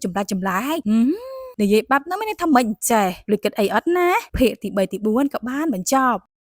I became the main role of a real drama រដូវកាលទី2ភាគទី5ទី6ដែលជាភាគបញ្ចប់មានអារម្មណ៍ថាខ្លីខ្លាំងមែនទែនដោយបានជួបគ្នាមួយផ្លែកបែកគ្នាទៀតបាត់ហើយដោយចុងភាគមុនว่าក៏បានប្រឹក្សាជាមួយនឹងយូខារីថាឲ្យអាខាហ្វូជីទៅថតរឿងជាមួយគ្នានៅអ៊ីស៊ូយូខារីក៏អូខេទៀតក្រោយមកអាខាហ្វូជីក៏បានយករឿងនេះមកប្រាប់ហាជីមេព្រោះតែ director ចង់ថតភាពបញ្ចប់នៅទីនោះហើយមានឆាកខ្លះដែលត្រូវតែថតទីនោះឲ្យបានបើគិតទៅគេខាន់ចេញទៅថតហើយក៏ដេកនៅខាងក្រៅអញ្ចឹងយូរហើយកូនស្រីឮថា director គ្នាលងភ័យបដ ாய் ដោយសារតែឃើញរូបភាពពួកគេស្និទ្ធស្នាលនឹងគ្នាច្រើនដងហ ហើយភ័យខ្លាចតែពួកគេកាន់តែសិទ្ធស្នានឹងគ្នាទៀតណាហើយក៏សួរថា Tendo ទៅជាមួយគេដែរអត់គេថាអត់ទេព្រោះថតតែឆាករបស់គេប៉ុណ្ណឹងឯង Director ចង់ជួយពង្រឹងសមត្ថភាពរបស់គេដែរហ្នឹងណាតែមិនដឹងម៉េចបានជា Yukari ដូចជាមិនសូវចង់ឲ្យគេទៅសោះគឺថា Yukari ក៏មានការសង្ស័យដែរហ្នឹងណាតែធ្វើម៉េចបើឆ្លើយថាអូខេទៅហើយ Hajime ក៏ទិញកៅអីមកអង្គុយជិតគេឬក៏សួរថា Director ជាមនុស្សមិនដែរ Akafuji ក៏និយាយជាពីអារម្មណ៍ពិតរបស់គេណាដល់មិនបានគិតអីច្រើនទេ Director វ៉ាកបាក់ពិតជាមានទេពកោសល្យខ្លាំងណាស់តែក៏ចម្លែកដូចគ្នាតាំងពីធ្វើការនៅក្នុងវិស័យនេះមិនដែលជួបនរណាចម្លែកបែបហ្នឹងទេហើយក៏សង្ឃឹមថាថ្ងៃអនាគតនឹងបានរួមការងារជាមួយគ្នាទៀតណាកូនស្រីលង្កាំងហើយក៏គិតក្នុងចិត្តថា Vivo ហើយមិនគួរណាសួរសោះអារម្មណ៍អណ្ដែតអណ្ដងលេងនៅក្នុងខ្លួនទេបដ ហើយបានលឺបែបនេះចេញពីមាត់របស់គេវាធ្វើឲ្យសែតគុណនឹង10ទៀត Akafuji ឃើញរូបពីចម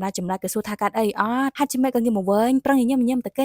េព្រមទាំងផ្ដល់កម្លាំងចិត្តឲ្យស៊ូអញ្ចឹងទៅរួចក៏សែតបន្តទៀតជីវិតសោះក៏ក្រោះបដ ហើយព្រឹកថ្ងៃថ្មីនៅកន្លែងថតរបស់ Hajime ហើយបារម្ភមកដល់ភ្លាមសម្លឹងរកគ្នាផ្លែតស្រាប់តែពេលនោះក៏មានអារម្មណ៍មិនល្អទៅតែសោះដូចមានអីមកភ្ញើចឲ្យគេអន្តេះសាតាមរក Hajime ភ្លាមហើយក៏បានឃើញអូនអង្គុយអាយកាតដល់ចល័យតឯងក៏សម្ដៅទៅរកគ្នាតែម្ដងនឹងសួរថាកាត់អីមែនកូនស្រីបដិសេធថាមិនអីទេគាត់មិនជឿគ្មានអ្នកណាមិនកាត់អីមកអង្គុយដល់ចល័យហើយក៏ធ្វើមកអញ្ចឹងនោះទេមកពី Akafuji មែនអត់មិនរងចាំស្ដាប់ Hajime ឆ្លើយមកទេហើយបារៈមានជាការក្តៅក្រុចសង្កត់ថាចេញផ្សាយតាមតិចហ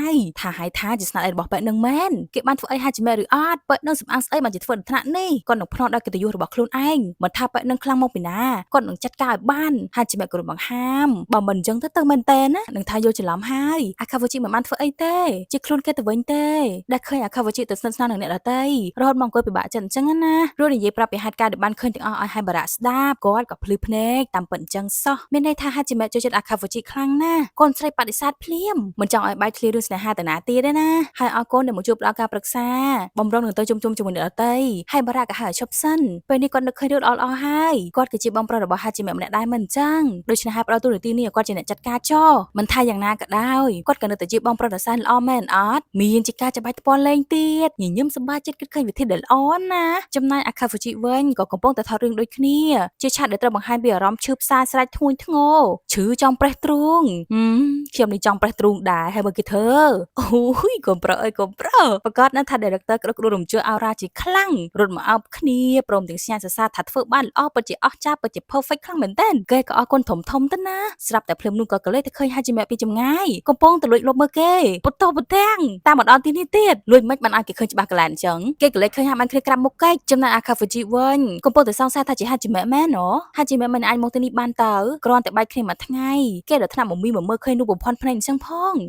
កូនប្រុសក៏គិតអញ្ចឹងទៀតក៏មិនសូវជាខ្វល់អីប្រហែលទេធ្វើការបន្តទៀតទៅចំណែក Hajime វិញក៏នៅក្រាបរួនជាមួយហើយបារៈមុននឹងភ័យបុកពោះពីត្រូវគេចាប់បានហើយតាហើយបារៈក៏នាំគ្នាត្រឡប់ទៅវិញនឹងថាមើលទៅវាក៏បាក់ប្រហែលជាមិនត្រឹមតែចង់ទៅមហោស្រពភាពយន្តពិភពលោកតែម្យ៉ាងទេមើលទៅនិយាយមកចាក់ដោតគ្នាបន្ថែមទៀតហាត់ការបំបញ្ញនេះក៏ចាក់ដោតខ្លាំងស្រាប់ហើយបានឃើញតាមរូបថតថាឈឺហើយណាតែពេលបានមកឃើញផ្ទាល់បែបនេះទៀតក៏រត់តែឈឺពើផ្សារួចក៏អរគុណហើយបារៈដែលបានជួយដល់ថ្នាក់នេះតែលើលេងអីហើយគ្រាន់តែមានអារម្មណ៍មិនពេញចិត្តដល់ថ្នាក់មកតាមមើល Akafuji ដល់ទីនេះទៀតគេពិតជាឈួតហើយមើលទៅរួចក៏បំរុងត្រឡប់ទៅវិញតែម្ដងធ្វើចិត្តនៅមើលទៀតមិនបានទេក៏ប៉ុន្តែហើយបារៈក៏ហៅឈប់សិនទៀតបានជាមកដល់ទីនេះហើយពួកយើងនៅដើរលេងជាមួយគ្នាសិនតើគាត់ចង់ញ៉ាំការ៉េមរសជាតិក្រូចល្មមហើយក៏នាំគ្នាទៅទិញការ៉េមញ៉ាំដោយហើយបារៈបានថតគ្រប់សកម្មភាពរបស់ Hajime ពិតជាខ្លាក់ខ្លាញ់អូនខ្លាំងមែនទែនអ្នកដើរកាត់នឹងឃើញពួកគេក៏ងាកមើលយ៉ាងសង្ស័យថាជាហើយបារៈនិង Hajime មែនអត់នឹងជាតារាមែនអត់ណមិនក៏មកនៅខាងក្រៅអញ្ចឹងណាពីអ្នកគាត់នឹងក៏នៅហេអត់លុយលាអីទេស្រោពេលដែល Akafuji ចេញពីធ្វើការល្មមហើយក៏យកទូរស័ព្ទមកមើលចូលក្នុង social media ភ្លាមក៏ឃើញ fan កំពុងតែវឹកវរមានអ្នកឃើញហើយបារៈនិង Hajime នៅអ៊ីស៊ូជាមួយគ្នាណាប្រហែលជាមកដើរលេងលំហែកាយហើយមើលទៅពួកគេពិតជាគួរឲ្យស្រឡាញ់និងសង្ហាខ្លាំងណាស់ Akafuji គាំងបដ ហើយហេតុអី Hajime មកទីនេះថែមទាំងមកជាមួយហើយបារៈទៀតពេលនោះហើយបារៈក៏បានផុសរូបក្នុង Instagram ល្មមរូបដែលផុសគឺថតចប់ Hajime តិចៗឬក៏ថតឲ្យឃើញតែដៃឃើញតែសម្មាល់អីតែប៉ុណ្្នឹងឯងព្រមទាំងសេ caption sweet រត់ទៅធ្វើឲ្យគេរសាប់រសល់ហេតុអីក៏ផុសរូបគួរឲ្យសង្ស័យខ្លាំងម្ល៉េះដូចអ្នកដែលលួចធ្វើអីម្យ៉ាងជាមួយគ្នាអញ្ចឹងឃើញរូបការ៉េមក៏នឹករកថាហាងនេះនៅឯណាព្រោះប្រហែលមានជាការបិទភ្នែករកដូចជាមានការយកឆ្លោះមើលអញ្ចឹងណាហើយទីបំផុតគេក៏នឹកឃើញថានៅកន្លែងណាមិននៅឯអង្គទៀតទេបោះពួយទៅប្រុចវ៉ាក៏បានឃើញរូបពីអន្តរសាររបស់គេក៏មានជាការសង្ស័យដែរមើលតាមរហូតចំណែក Yukari និង Choji ក៏បានចេញទៅញ៉ាំអីនៅខាងក្រៅជាមួយគ្នាកំពុងតែញ៉ាំឆ្ងាញ់ផងស្រាប់តែមានអារម្មណ៍ថាព្រឺសម្បូរខ្ញាក់មានប្រភពមិនល្អទៅតែសោះក៏ខលទៅរក Akafuji ភ្លាមខលចូលហើយមិនទទួលទៀតរត់ទៅនៅមិនសុខហើយ Hajime និង Haibara កំពុងតែឈរថតរូបជាមួយគ្នា sweet ថតរហូតឃើញកន្លែងណាស្អាតថតកន្លែងនោះក្រោយមកគាត់ក៏សុំ selfie ផុសរូបនៅក្នុង Instagram ទៀតដូចដើមអញ្ចឹងថតឲ្យជាប់ Hajime តិចអត់ឲ្យឃើញមុខទេឬក៏សុំថតរូប Hajime ខ្ជិលមួយទៀតដល់ពេលនោះ Haibara ដូចជាបានឃើញអ្វីម្យ៉ាងនៅខាងមុខក៏សាក ស៊ូមើលហើយក៏ដូចជាការសង្ស័យមែនអាកាហ្វូជីកំពុងតែពួននៅក្រៅថូបការញញឹមបដោយត្រូវតាមផែនការផ្លុកហើយក៏នាំហាជីម៉ែទៅកន្លែងផ្សេងទៀតមានជាការដាក់អបស្មាគិកាយយ៉ាងស្និទ្ធស្នាលដើម្បីបញ្ឈឺអ្នកខាងក្រោយអាកាហ្វូជីហឹកហាក់មិនពេញចិត្តជាខ្លាំងមកអាប់ស្និទ្ធស្នាលបែបនេះវាលើពីបងប្អូនធម្មតាហើយក្រែងលោកហើយបារ៉ាប្រាប់ថាចង់ខ្លាចជាបងប្រុសមិនចឹងហ៎ក៏ហក់គ្នាទាំងរស់រួចក៏រត់តាមបន្តទៀតតែក៏នៅរៀងឆ្ងាយបន្តិចខ្លាចបាច់ការដោយពេលនឹងវ៉ាកាបាក់ក៏បានមកតាមដែរចាំសង្កេតការពួកគេមករហូតមកដល់កន្លែងមួយដាហើយបារ៉ាក៏បំរុងនឹងគៀកស្មារបស់ហាជីម៉ែតែអាខាវូជីដែលពួននៅពីក្រោយផ្ទាំងគំនូក៏ផ្លុំកញ្ចាយទ្រីតកាត់ចង្វាក់របស់គាត់ភ្លាមអ្នកទាំងពីរក៏ងាកទៅមើលខាងក្រោយរកមើលថាអ្នកណាផ្លុំកញ្ចាយមិញទៅណោះហើយនៅមុខនឹងលុបប្រែហើយបារ៉ាដឹងថាជាស្នាដៃរបស់អាខាវូជីនឹងឯងតែក៏ធ្វើជាមិនដឹងមិនលឺឬក៏និយាយមិនឈឺមកទៀតថ្ងៃនេះគាត់ពិតជាសប្បាយចិត្តខ្លាំងណាស់ដែលបានមកដេតជាមួយហាជីម៉ែព្រមទាំងលើកដៃចង់អាយក្បាលតែអាខាវូជីផ្លុំកញ្ចាយទៀតមិនព្រមឲ្យស្វីតជាងនេះជាដាច់ខាតហើយបារ៉ានឹកឃើញផានការល្អៗទៀតហើយក៏បបួលហាជីម៉ែទៅផ្ទះសំណាក់បែបបុរាណជាមួយគ្នា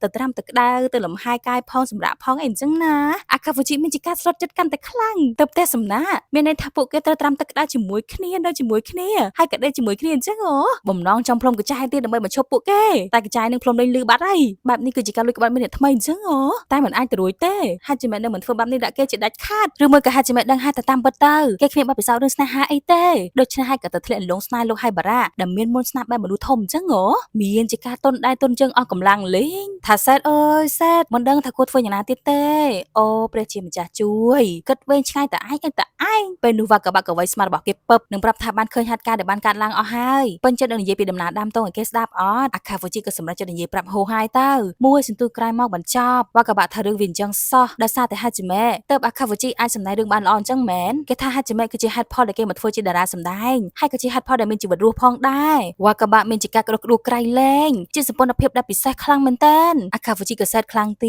តព្រោះពេលនេះរវាងពួកគេប្រហែលជាដល់ទីបញ្ចប់ហើយលោកហើយបារ៉ានឹងហាជីម៉ែបានទៅស្នាក់នៅក្នុងផ្ទះសំណាក់ជាមួយគ្ន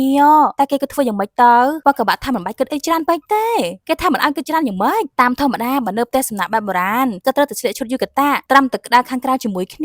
យប់ឡើងក៏នៅណាប់និតក្បែរគ្នាទៀតមិនអញ្ចឹងវ៉ាកាបាក់ឲ្យចិត្តជាទៅមិនអីទេមកតាមគេមករឿងនេះទុកឲ្យគេជាអ្នកចាត់ការហើយក៏ដាក់ទៅតាមពីរអ្នកនឹងចំណែកអ្នកខាងនេះពេលមកដល់ផ្ទះសំណាក់ហើយហាជីម៉ែសុំទោសគាត់ភ្លាមដែលអូទាញគាត់មកដល់ទីនេះដែរមិនគួរណាធ្វើអញ្ចឹងសោះកំពុងធ្វើអីក៏មិនដឹងទេនេះហើយបារ៉ាថាគាត់ជាអ្នកស្នេហ៍ឲ្យមកទីនេះតាហាជីម៉ែមិនបានធ្វើអីខុសឯណាតែកូនស្រីក៏នៅតែមានអារម្មណ៍ថាមិនត្រឹមត្រូវតែដែលខាហ្វូជីមកធ្វើការសោះតែបើជាបារម្ភខុសរឿងតាមពិតទៅមិនគួរប្រច័ណ្ឌគេបែបហ្នឹងទេមួយរយៈនេះសូម្បីតែពេលដែលគេថតគូជាមួយនឹងមនុស្សស្រីក៏មិនពេញចិត្តដែររហូតសង្ស័យថាខ្លួនឯងកំពុងតែឈួតហើយឬយ៉ាងម៉េចអ្វីដែលធ្ងន់ជាងនេះគឺការតាមមកឃ្លាំមើលគេដល់ទីនេះទៀតណាមិនចង់ឲ្យអាខាហ្វូជីដឹងថាខ្លួនគឺជាមនុស្សបែបនេះសោះហើយបុគ្គលិកស្រីដែលដាក់កាត់បំបញ្ញមិញណាគឺជាអាខាហ្វូជីបន្លំខ្លួនធ្វើជាបុគ្គលិកអូយកាំងកូនប្រុសខ្ញុំអីក៏ធ្វើបានដែរកំពុងមនុស្សមានតែមុននៅលើលោកហ្មងកាត់ទៅ1ម៉ោងមុនបន្ទាប់ពីដឹងថាហាជីម៉ែនឹងឲ្យបារ៉ាមកស្នាក់នៅផ្ទះសំណាក់មួយណាក៏ចៃដនប្រចាំកន្លែងដែលវ៉ាកាបាក់ធ្លាប់សុំអនុញ្ញាតមកថតរឿងម្ដងទើបស្គាល់នឹងម្ចាស់ផ្ទះសំណាក់ហ្នឹងណាហើយសុំអនុញ្ញាតឲ្យអាខាវូជីបន្លំធ្វើជាបុគ្គលិកនៅក្នុងនេះតែខ្លួនរួចហើយវ៉ាកាបាក់ឡើងរំភើបសរសើរគេទៀតហើយមិនថាធ្វើអីក៏សមធ្វើអីក៏ពូកែសូម្បីតែធ្វើស្រីក៏សមខ្លាំងទៀតបងក៏អ៊ំអៀនចេញជារឹកពៀតដូចជាមនុស្សស្រីចូលទូសាហាវនឹងហើយបានមានឱកាសបានមកនៅក្បែរពួកគ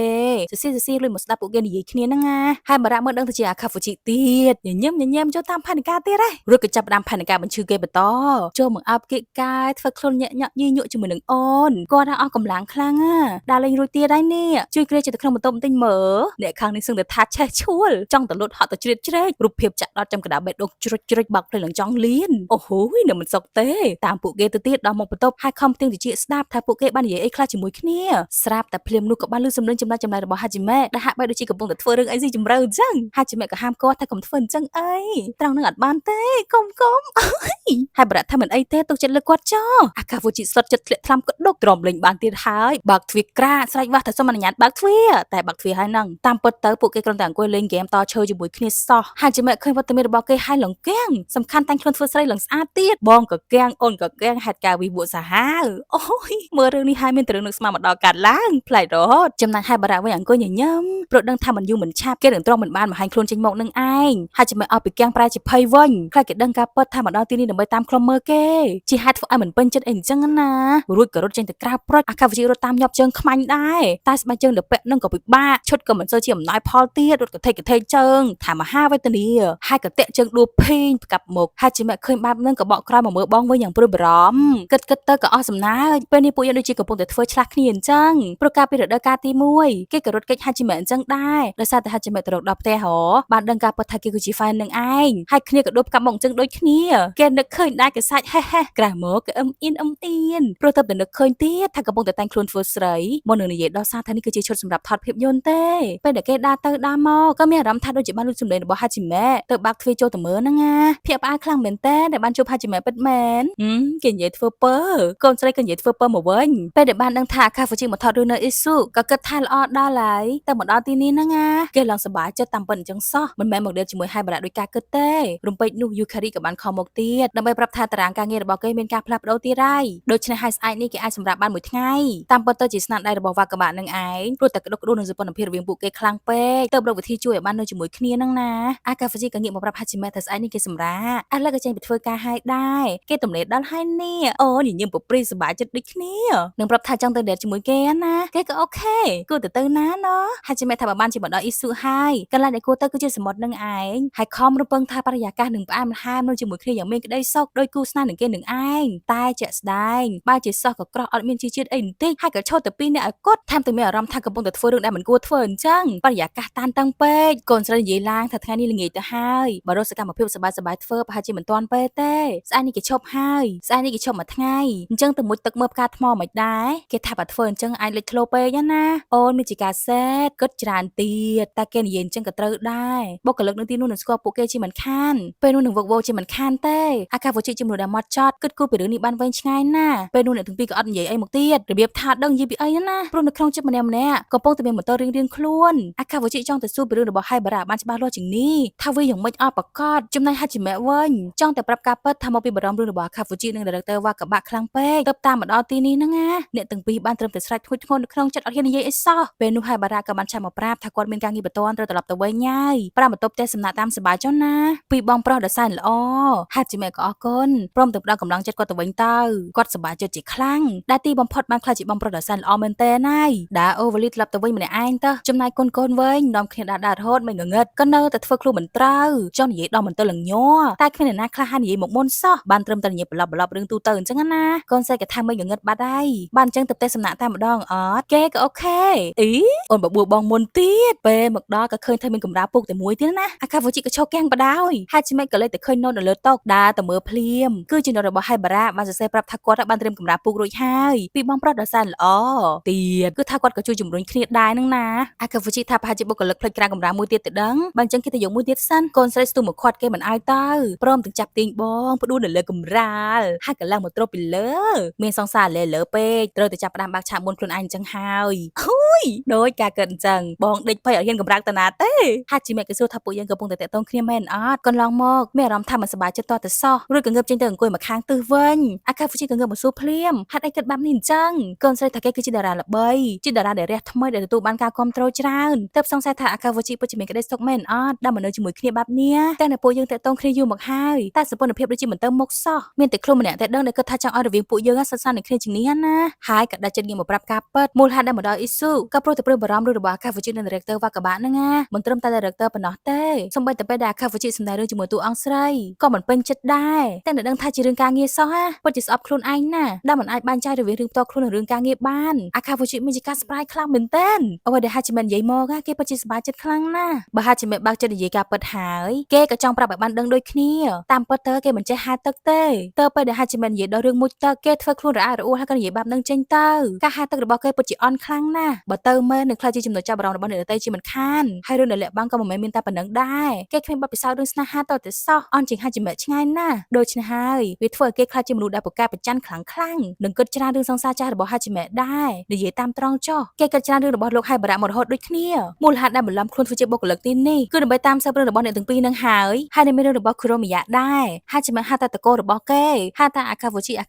ីតែគ្រូមីយ៉ាវិញស្គាល់គ្នាមិនប្រមាណផងគេហៅឈ្មោះពិតរបស់គេថារ៉ូកាក់ទៅហើយម្យ៉ាងទៀតហាជីមែនតែងតែសារថាគេប្រកាសចេះមួយចុះពីរតែគេគឺជាមនុស្សដែលមិនសូវបានការអីទេរឿងតែមួយគត់ដែលគេមានមោទនភាពបំផុតគឺជាការដែលបានខ្លាចជា fan កាប់មុខរបស់អាអូយ៉ាណាងីហាជីមែននេះហើយអូយអ្នកស្ដាប់ឡើងរំជួលចិត្តទីបំផុតបានបើកចិត្តបើកបេះដូងនិយាយជាមួយគ្នាត្រង់ហើយកូនស្រីក៏ថាអរគុណខ្លាំងណាស់យូអ៊ីជីរ៉ូអ្វីដែលគេនិយាយមកគឺពិតជាធ្វើឲ្យសប្បាយចិត្តខ្លាំងណាស់ព្រមហៅឈ្មោះពិតរបស់គេយ៉ាងស្និទ្ធស្នាលសមចិត្តគេហើយណោះរួចហាជីមែនមកអង្គុយនៅលើកម្រាលនៅក្បែរគ្នាវិញព្រមទាំងប្រាប់ថានឹងមិនឃើញតទៅសោះថាថ្ងៃអនាគតនឹងរស់ដូចគ្មានយូអ៊ីជីរ៉ូយ៉ាងម៉េចណាអូយ ដោយនិយាយថាស្រឡាញ់នៅគ្មានពាក្យថាស្រឡាញ់តែប៉ុណ្ណឹងអ្នកស្ដាប់ក៏មានក្តីសុខយកទៅណា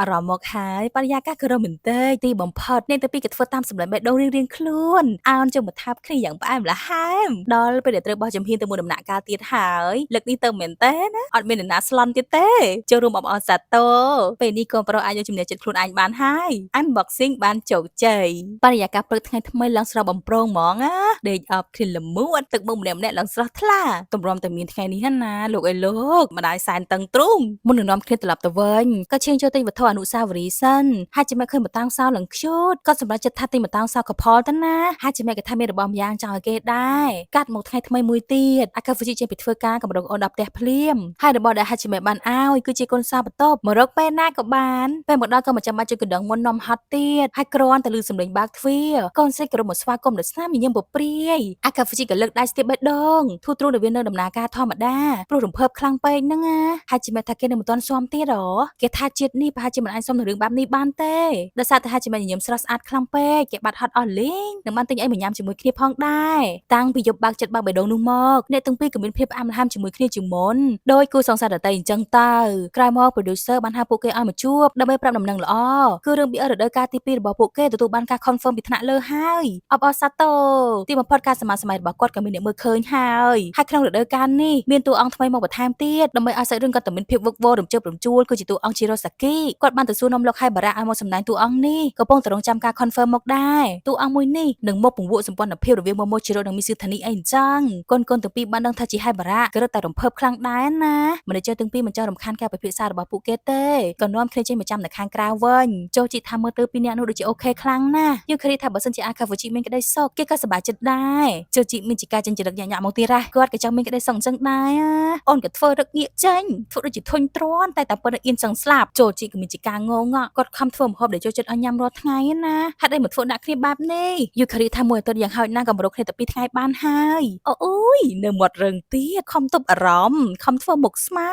ហើយចូលជីវិញមានជាការពេញចិត្តជាខ្លាំងតែប៉ុណ្ណឹងដូចបើឱកាសឲ្យបាត់ហើយទីបំផុតថ្ងៃថតរឿងក៏បានឈានមកដល់ក្រុមការងារបានស្រែកប្រាប់ថាគ្រោមរយៈបានមកដល់ហើយដោយពីរដូវកាលទី1អញ្ចឹងណាគេមកដល់ហើយមានអ្នកបោះពេញប៉ោងស្វាគមន៍ជារឿងសង្ហាចាញ់ចាំងបោះដាក់រាក់ទាក់នៅជុំវិញអីអញ្ចឹងទៅបន្ទាប់មកក៏មានអ្នកប្រាប់ថាលោកហៃបារៈបានមកដល់ហើយតែក៏ស្ងាត់ជ្រាបគ្មានអ្នកណាធ្វើអីសោះគាត់ក៏ងាកទៅងាកមកមិនសុខចិត្តដែរហើយគ្រប់គ្នាក៏ជួយគ្នាបោះពេញប៉ោងស្វាគមន៍ដែរទៅបានសុខចិត្តពេលបានឃើញ Tendo ក៏រាក់ទាក់ទៅនាងភ្លាមនេះគឺជាលើកដំបូងហើយដែលបានជួបគ្នានឹងសួរផ្លែថានាងគឺជាបងស្រីរបស់ Hajime មែនអត់គាត់គឺជាបងប្រុសដ៏សែនល្អរបស់ Hajime Tendo ងីងើបដោយនោះសុកក៏មកអួតអញ្ចឹងឃើញថាគាត់កំពុងតែសម្លឹងទៅកាន់ Kuromiya Tendo ក៏ងើបចេញឲ្យគាត់បានមកនិយាយជាមួយគេម្ដងហើយបារៈធ្វើតាមពិតទៅគាត់សង្កេតឃើញកសាព្រារបស់គេយូរមកហើយដែលលួចសម្លឹងមើលគាត់នឹង Hajime ណាថាហើយក៏សវ៉ាចាប់អបកពឹបអញ្ចឹងក៏បានដែរគាត់នឹងធ្វើជាបងប្រុសឲ្យគេម្នាក់ទៀតក៏បាន Kuromiya ញញឹមស្ងួតដល់ដៃគាត់ចេញភ្លាមនឹងថាមិនអីទេសុំទទួលយកតែទឹកចិត្តបានហើយប្រឡប់ងើបចេញប្រួយព្រោះសភាពកាត់ដូចជាមិនសូវស្រួលទេហើយបារៈគឺពិតជាតាមគេមែន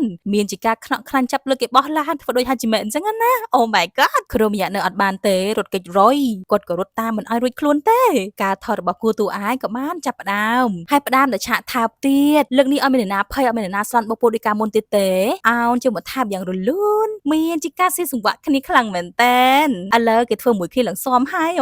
ស្វីតស្លាប់ហើយរឿង I became the main role of a BL drama រដូវកាលទី2ក៏បានចាប់ដោយបរិបូរណ៍